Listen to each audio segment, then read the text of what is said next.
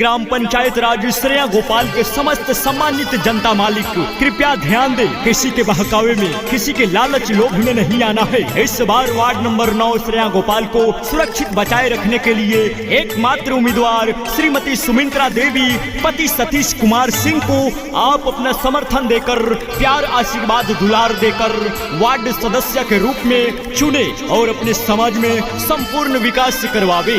विकास की गंगा बहाने के लिए भाई सतीश कुमार सिंह ने यह ठाना है, वार्ड नंबर 9 को मॉडल वार्ड बनाना है। सुमित्रा देवी के यहाँ सोजिताई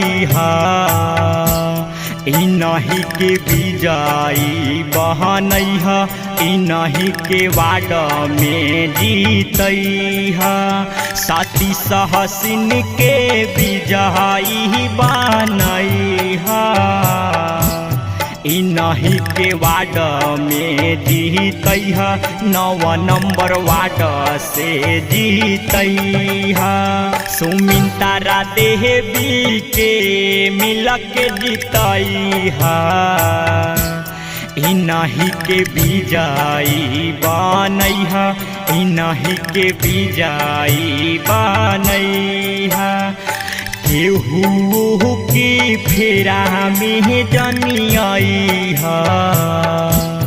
इनही के विजयी बहनई इनही के वार्ड में जीतई लाख बदल लो आईने चेहरा नहीं बदलता, लाख बदल लो आईने चेहरा नहीं बदलता, हथेलियों पर खींचने से लकीरें मुकद्दर नहीं बदलता। जी हाँ, मेरे ग्राम पंचायत राज श्रेया गोपाल के समस्त सम्मानित जनता मालिक कृपया ध्यान दें, किसी के बहकावे में, किसी के लालच लोभ में नहीं आना है। इस बार वार्ड नंबर 9 श्रेया गोपाल को सुरक्षित बचाए रखने के लिए एकमात्र उम्मीदवार श्रीमती सुमित्रा देवी पति सतीश कुमार सिंह को आप अपना समर्थन देकर, प्यार आशीर्वाद दुलार देकर वार्ड सदस्य के रूप में चुने और अपने समाज में संपूर्ण विकास करवावे। विकास की गंगा बहाने के लिए भाई सतीश कुमार सिंह ने यह ठाना है, वार्ड नंबर 9 को मॉडल वार्ड बनाना है।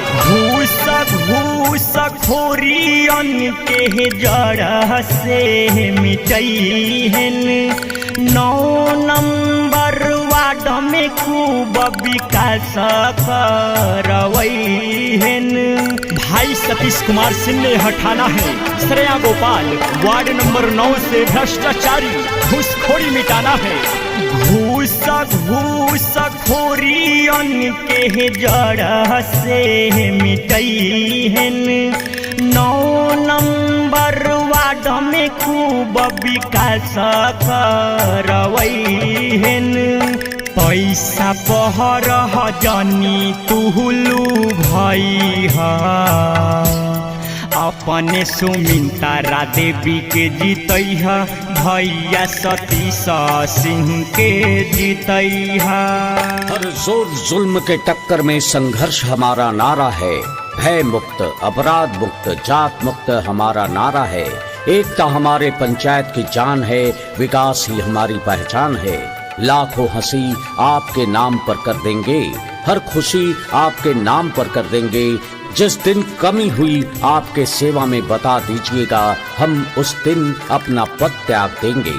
जाति धर्म का भेद नहीं, मानवता धर्म हमारा है। वार्ड नंबर 9 से सच्चा उम्मीदवार हो, जनता लोग के सेवा खातिर बानी तैयार हो। सुमित्रा देवी पति सतीश कुमार सिंह वार्ड नंबर 9 श्रेया गोपाल, आई हम सब मिलके इन्हीं के जिताई। सरैया गोपाल से बानी उम्मीदवार हो, वार्ड नंबर 9 में करी है खूब विकास हो। चोरावा के चक्कर में जन पड़ी अब की सतीश सिंह के जीतई अपने सुमित्रा देवी के जीतई केहू के फेरा में ना आई अपने सुमिंत्रा देवी के जीतई ह 9 नंबर वार्ड से विजयी बनई हा। सरफरोशी की तमन्ना अब हमारे दिल में है, देखो ना है दम कितना वाजुए का दिल में है। जी हाँ मेरे ग्राम पंचायत राज श्रेया गोपाल के समस्त सम्मानित जनता मालिकों, आप ही के लोकप्रिय उम्मीदवार श्रीमती सुमिंत्रा देवी पति सतीश कुमार सिंह आ रहे हैं वार्ड नंबर 9 से वार्ड सदस्य पद के लिए। कर्मठ, शिक्षित, ईमानदार, विकासशील उम्मीदवार। तो आइए हम और आप सब मिलकर चले परिवर्तन के ओर, एक कदम विकास के लिए, एक कदम अपने समाज के लिए। हम और आप सब मिलकर सुमिंत्रा देवी पति सतीश कुमार सिंह को भारी से भारी मतों से विजयी बनावे। Recording by Kohinoor music studio, Bakhri बाजार।